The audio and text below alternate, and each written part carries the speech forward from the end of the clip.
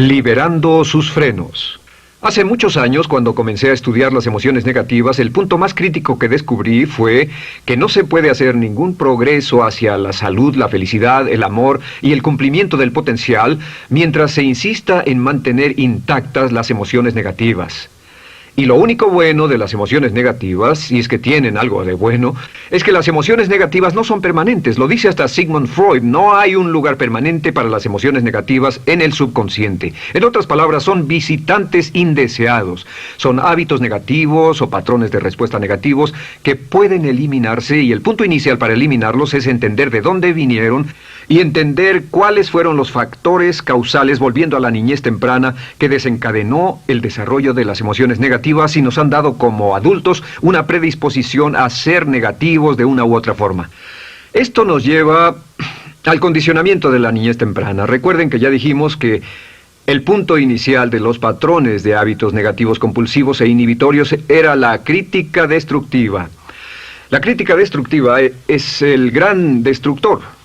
La crítica destructiva destruye a las personas en su interior y las deja caminando en círculos por fuera. Muchas personalidades han sido minadas y destruidas, mucha autoestima ha sido puesta de lado como resultado de la crítica destructiva más que cualquier otra cosa que podamos imaginar. La crítica destructiva es el gran asesino. Ahora, ¿por qué es eso tan malo? Sabemos que los niños en sus primeros años y al ir creciendo tienen una necesidad tremenda de amor y aprobación de sus padres. De hecho, muchos psiquiatras y psicólogos han dicho que la razón número uno de la enfermedad mental en los adultos es el retiro de amor o el amor no expresado.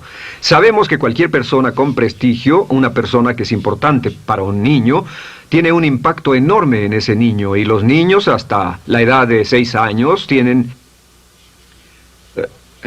muy poca habilidad para discriminar entre una crítica válida y una crítica inválida.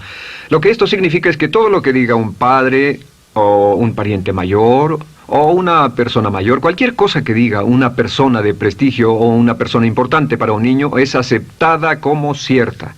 Es aceptada como una representación válida de la realidad.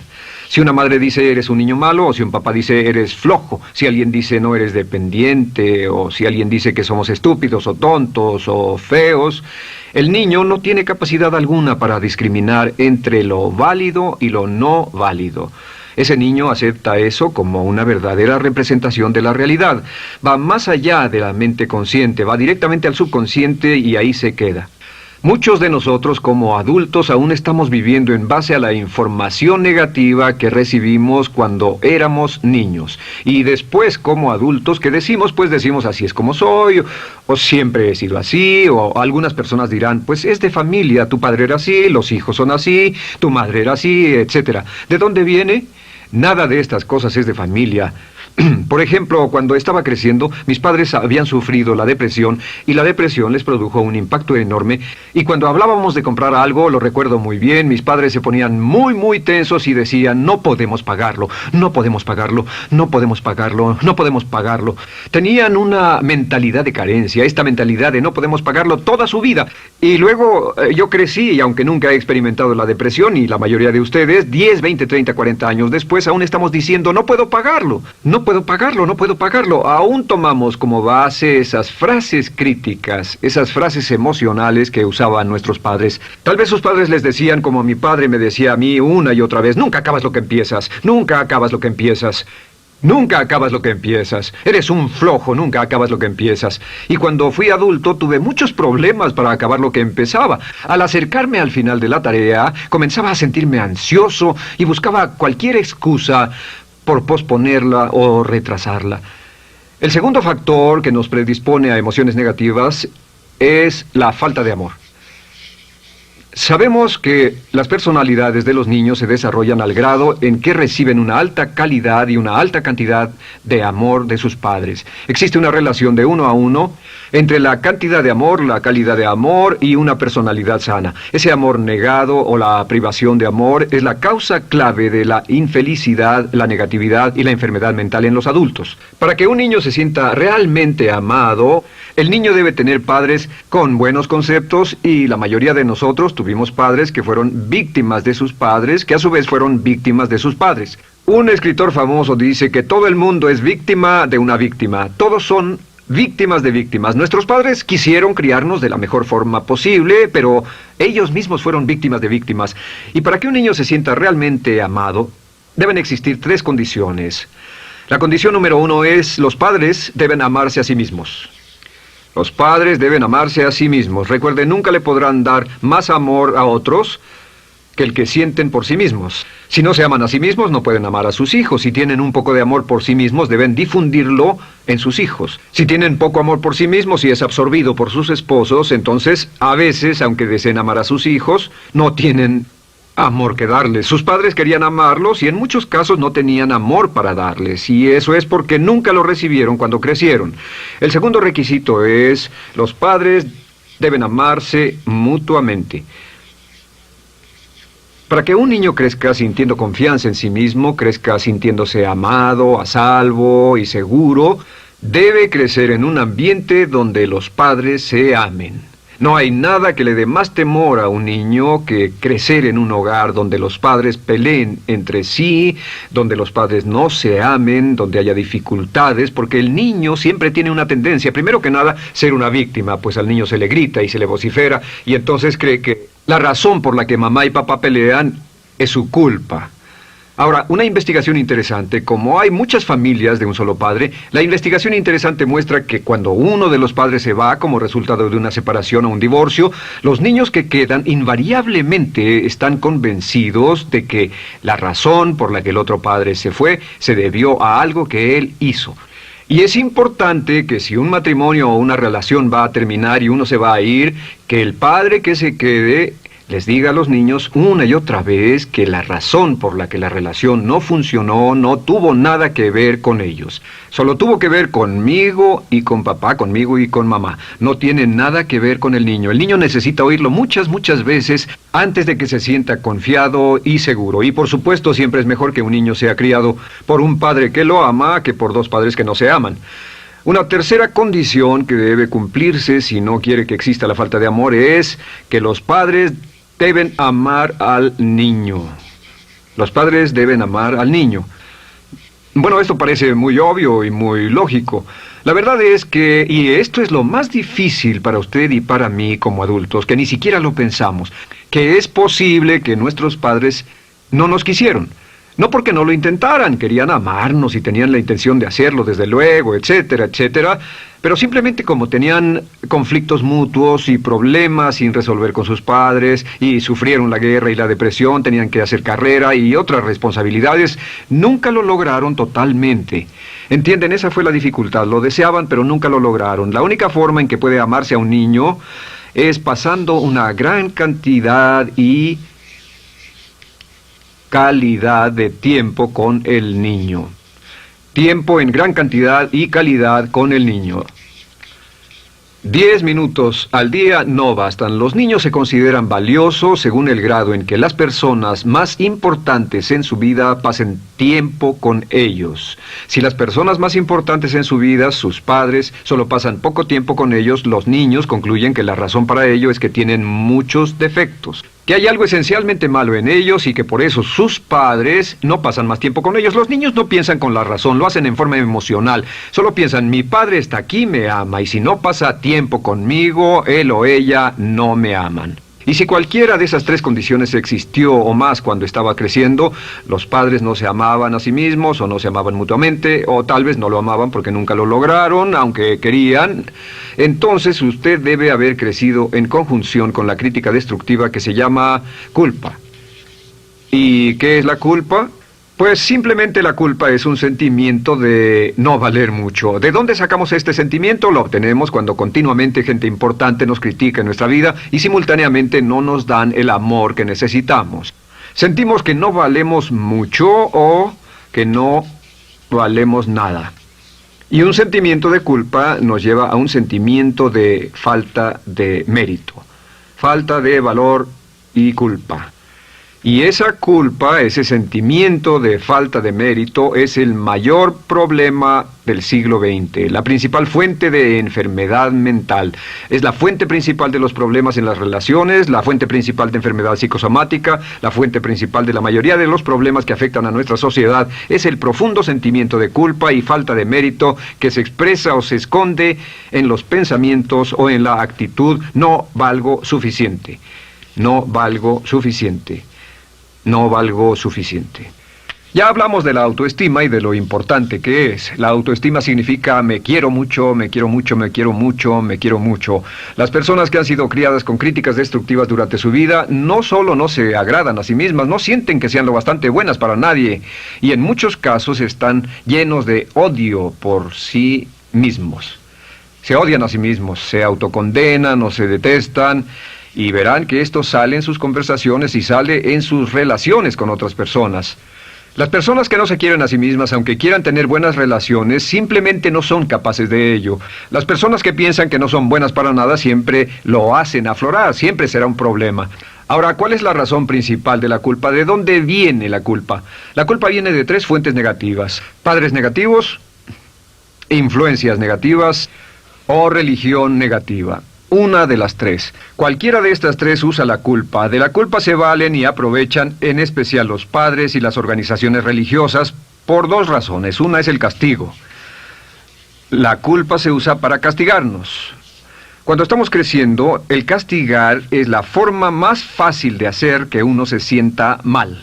Nuestros padres nos hacen sentir mal castigándonos físicamente o sermoneándonos o regañándonos. Y el castigo es una forma muy eficaz de irnos conformando o de conseguir que hagamos lo que los demás quieren. La segunda razón por la que se usa la culpa cuando se practica en forma consciente, y algunas organizaciones la practican así, es para tener más control emocional en especial, porque se puede controlar a una persona emocionalmente con culpa y manipular su comportamiento.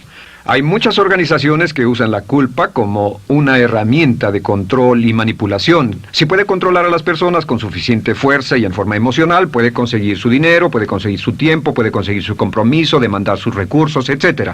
Muchas organizaciones usan la culpa para aplicar un castigo. Muchas organizaciones de caridad que se anuncian por televisión, en especial las de causas benéficas que involucran a niños o a personas incapacitadas, usan un sentimiento de culpa. A usted le va tan bien que debe sentirse culpable por estas personas que sufren. O envíenos algo de dinero y eso se encargará de su culpa por un momento hasta que lo incluyamos en nuestra lista de correo, etc. Y la culpa es un estándar. ¿Por qué se usa tan comúnmente?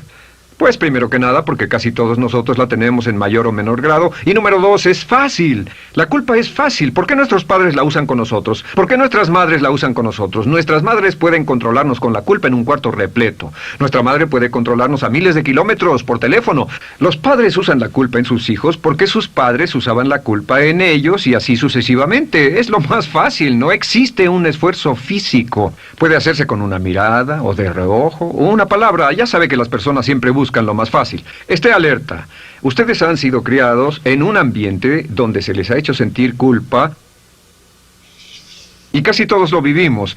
Debemos entender que la culpa es como una letrina o bacterias emocionales negativas que se colocan en la raíz de su psique o su subconsciente y activan todas las demás emociones negativas: furia, odio, envidia, resentimiento, frustración y duda, temor, etcétera. Las crea y las activa a todas. Y la forma para, en realidad, deshacerse del centro es exorcizarlo, extirparlo. Y es lo que vamos a hacer el resto de esta sesión. Primero, ¿cómo podemos saber si nos criaron con sentimientos de culpa? Bien, a esto le llamamos la manifestación adulta de la culpa. Manifestación adulta de la culpa. Puede saber, probándose a sí mismo, ¿cuánto de esto tiene? Número 1, la manifestación adulta de la culpa es que tiene sentimientos de inferioridad, sentimientos de inadaptabilidad y de no merecer las cosas. No siente que merezca que le pasen cosas buenas. Si una persona ha sido criada con crítica destructiva y se le hace sentir culpa, entonces cuando logra éxito, aún con un tremendo esfuerzo, tiene una tendencia terrible de sentir que no se lo merece. A esto se le llama, por cierto, temor al éxito. El temor al éxito es solo otra forma de decir que la persona que ha estado condicionada a pensar de sí misma como poco valiosa o no lo bastante buena, se siente muy incómoda cuando experimenta el éxito. Se siente muy tensa y a disgusto. Realmente si sienten demasiada tensión, comienzan a aspirar cocaína, a beber demasiado alcohol, se enredarán en comportamientos autodestructivos, tendrán una sensación tremenda de ansiedad, como si alguien fuera a descubrir algo de ellos. Hay un libro en la librería que dice, si me está yendo tan bien, ¿por qué me siento como un impostor? Tienen el llamado síndrome del impostor. ¿Alguna vez ha tenido éxito en algo y la gente ha ido a usted a decirle, vaya, hiciste un excelente trabajo, o eso es maravilloso, aunque haya sido muy duro para usted, y sintió que los demás iban a descubrir, siente como que, es decir, que iban a descubrir que realmente no es bueno, que solo fue un fraude, solo un accidente, y por supuesto es lo que dice, fue coincidencia, fue un accidente, la verdad, no sé ni cómo lo hice. Hacen todo lo posible por huir de ese sentimiento de inferioridad y de no merecer las cosas. Estén muy alertas. La segunda manifestación adulta de la culpa es la autocrítica destructiva. Hay una línea de un gran poeta que dice, aquellos a quienes se les hace mal, hacen mal a su vez. Los niños a muy temprana edad, a veces a la edad de 2 o 3 años, comienzan a menospreciarse, se desgarran, hasta se golpean y se castigan físicamente si se les critica demasiado. Siempre dicen el equivalente de no valgo suficiente o no soy muy bueno, y se castigan a sí mismos. Y la crítica destructiva es un síntoma real de un sentimiento escondido de culpa e insuficiencia.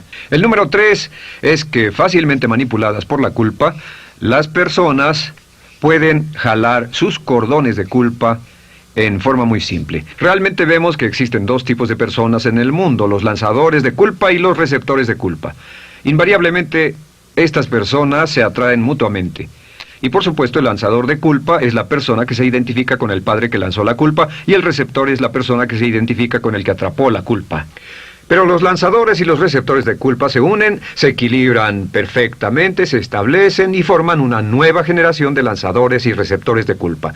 Podemos decir que usted es fácilmente manipulado por la culpa, porque ha estado muy bien condicionado. Su jefe puede tirar de su cordón de culpa, una persona en un autobús puede tirar de su cordón de culpa, una sobrecargo puede tirar de su cordón de culpa. Esté muy alerta a esto. La cuarta manifestación de culpa es que usted la usa. Usa la culpa y culpa a otro generosamente. ¿Por qué? Pues si ha funcionado en usted, la hará funcionar en ellos. Le parecerá que es un intercambio, un trato muy justo. Usa la culpa y la culpabilidad y se convierte en la base de sus relaciones con los demás. Cuando algo sale mal, les echa la culpa a ellos. Algo sale mal, culpa a alguien más. En cuanto hay un problema, busca a quién culpar. Un experimento muy interesante con la cámara escondida hace algunos años, fue que hicieron una plancha de hielo y la pusieron en la acera sin que nadie los viera. No hacía mucho frío, pero lo hicieron y observaron cómo reaccionaban las personas cuando pasaban por ahí, cuando caminaban por ahí, llegaban a esa plancha de hielo, se desequilibraban y se resbalaban, y lo primero que hacían era observar a la persona más cercana a ellos, enojados, verdaderamente furiosos. En otras palabras, buscaban a quién culpar. Y si no había nadie cerca de donde habían caído, se levantaban otra vez, miraban a su alrededor, no había nadie y entonces pateaban el piso, pateaban con fuerza y se iban. Nuestra tendencia natural cuando algo sale mal es buscar a alguien o algo a quien culpar, en especial si nos criaron con una culpa continua. Y la quinta manifestación es lo que llamamos lenguaje víctima. Ahora recuerden que hablamos sobre la ley de concentración. Dice, lo que siembras cosecharás. También dice, si usas lenguaje de víctima, mantienes viva la culpa, la refuerzas, la edificas, la cultivas, la utilizas. El lenguaje víctima es lenguaje como no puedo, no puedo, no puedo. Cuando dice no puedo, no puedo, no puedo, envía un mensaje a su mente subconsciente y la mente subconsciente comprende que está inhabilitado, que no tiene control, que es una víctima. Y cuando desea poder hacer algo, su mente subconsciente retroalimenta su mensaje y dice no puedes, no puedes. Y lo segundo que dice es tengo que, y otra vez no tengo control, no estoy a cargo. Pero existe otra expresión del lenguaje víctima que debemos evitar, y es esta, trataré. Trataré, sea lo que sea, trataré. ¿Qué significan las palabras trataré? Pues déjenme decirles qué significan. Significan voy a fracasar y lo digo anticipadamente para que no me vengan con represalias. En otras palabras, dice trataré de llegar a tiempo, pero lo que está diciendo es tal vez llegue tarde y no pueden reclamarme porque dije que trataría. Cuando una persona dice trataré, está disculpando su fracaso por anticipado. Si fuera al doctor y el doctor lo examinara, lo auscultara y le dijera, pues está en pésimas condiciones, tendremos que intervenir, debemos llevarlo al hospital ahora mismo, me sorprende que haya llegado aquí. Usted dirá, bueno doctor, espero que haga un buen trabajo. Y él dice, trataré. Si él dice eso, usted seguramente buscará otro médico. O si va a un abogado. Lo culpan de algo y va a un abogado y le presenta su caso y dice, oiga, va a defenderme, y él dice, trataré. ¿Qué está diciendo? Está diciendo, escuche, he estudiado el caso y por lo que veo no hay mucha esperanza, pero lo tomaré de todos modos. Trataré son los que tratan de conseguir que les pague por anticipado. Otro juego de palabras que no debe usar. Por cierto, con respecto a trataré, lo que debe decir es lo haré o no lo haré. No trataré. Si alguna vez en nuestro negocio, tenemos un negocio muy activo, si llamamos a alguien y le pedimos alguna cosa o algún trabajo y dice trataré de conseguirlo para el viernes o trataré de terminarlo a tiempo, al instante sabemos que lo que quiere decir es que quiere sentirse libre, no comprometerse. Así que nunca dejamos que nadie se vaya con un trataré, debe ser hecho o no, y queremos obtener una seguridad. Si hace falta, nosotros lo hacemos. Cuando dicen trataré, lo que están haciendo es que se están lavando las manos. Esté alerta, la otra palabra es desearía. Dicen que un deseo es una esperanza o una meta sin energía detrás. Desearía. ¿Qué significa un deseo? Desearía significa que me gustaría tener algo, pero sé que nunca lo podré tener. Cuando dice desearía bajar de peso, ¿qué significa? Las palabras no dichas son, pero sé que no puedo. ¿Por qué no? Por las excusas que tiene y el metabolismo que tiene y los problemas, etcétera. Siempre hay razones por qué debe salir, etcétera. Desearía dejar de fumar, desearía estar en forma.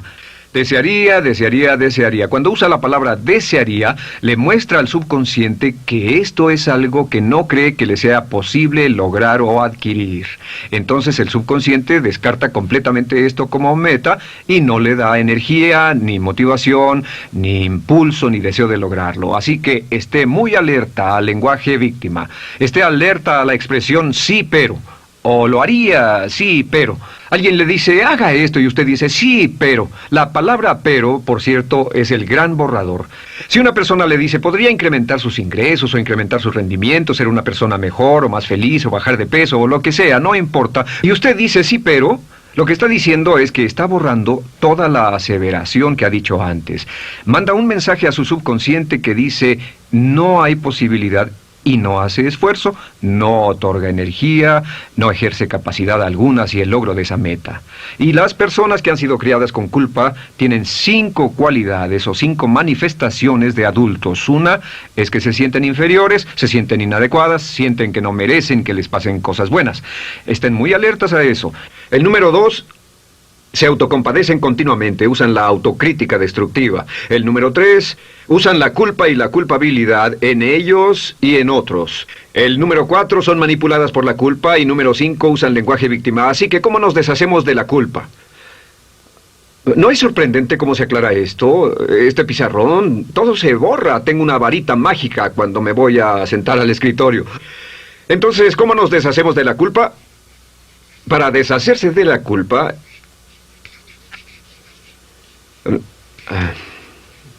este es el proceso. Tiene algunos pasos importantes. Número 1, el primero de la lista, elimine la autocrítica. Elimine la crítica autodestructiva. En otras palabras, nunca diga nada destructivamente crítico de usted mismo. No lo diga. Esta es la regla básica. El subconsciente acepta lo que diga usted como cierto, como un mandato. Así que no diga nada de sí mismo que no desee sinceramente que sea cierto.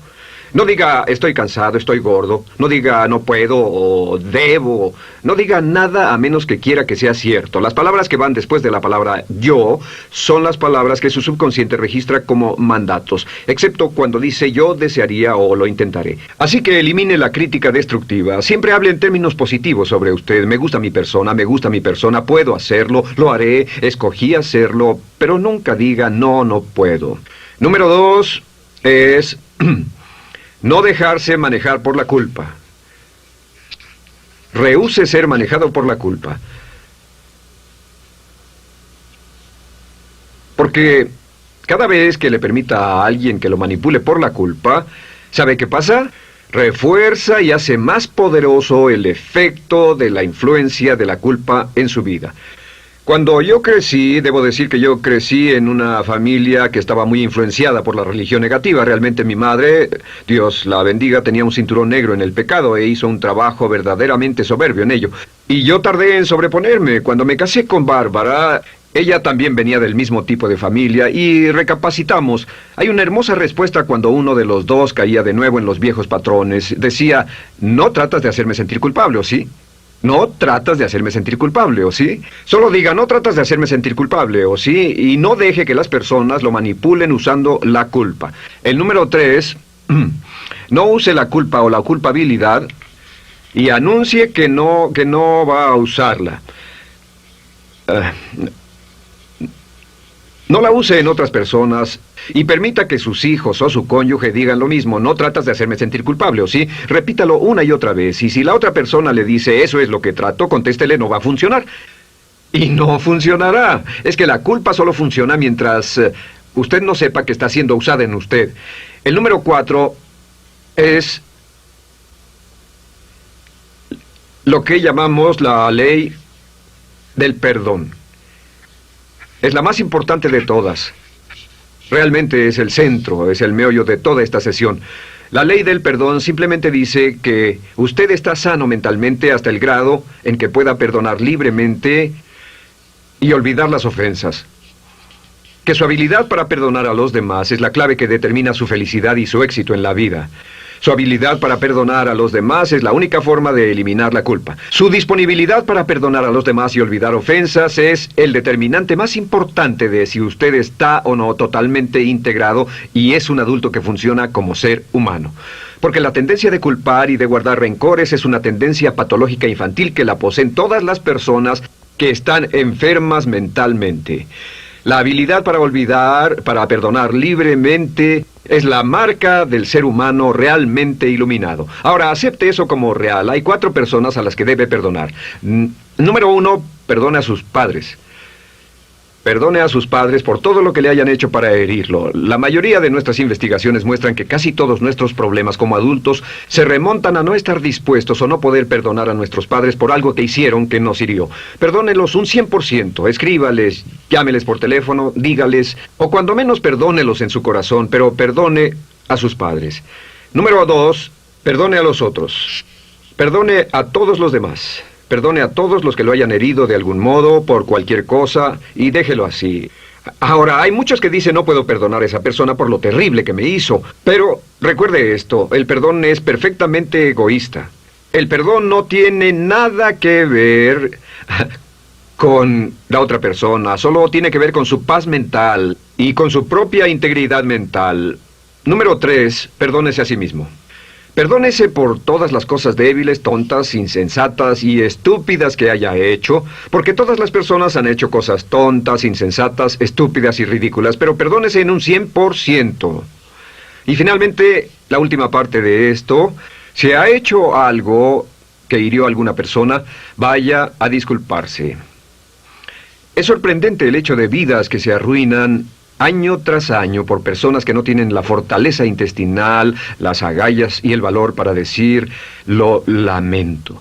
Una de las cosas más importantes es desarrollar carácter hasta el grado en el cual hacemos las cosas que son muy difíciles para nosotros, hasta el grado en el cual hacemos las cosas que sabemos que están bien, aunque sean difíciles, en especial cuando son difíciles emocionalmente. Y la clave para deshacerse de la culpa, la clave para ser una persona total y completamente positiva, es perdonar a los demás. Perdone a las personas con quienes ha sostenido una relación. Perdone a sus jefes anteriores. Perdone a los amigos que lo han herido. Perdone las inversiones que estuvieron equivocadas. Perdone a los jefes que lo despidieron. Perdone a sus padres. Perdone a todo el mundo. Desarrolle una actitud hacia la vida con la que rehúsa guardarle rencor a los demás. Solo repita una y otra vez: los perdono a él o a ella por todo. Los perdono por todo. Los perdono por todo.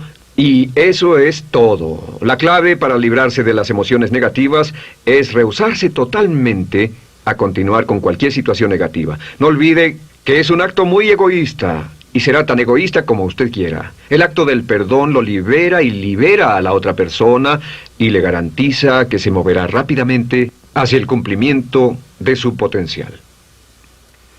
Para tener éxito, una mujer debe ser mejor en su trabajo que un hombre. Golda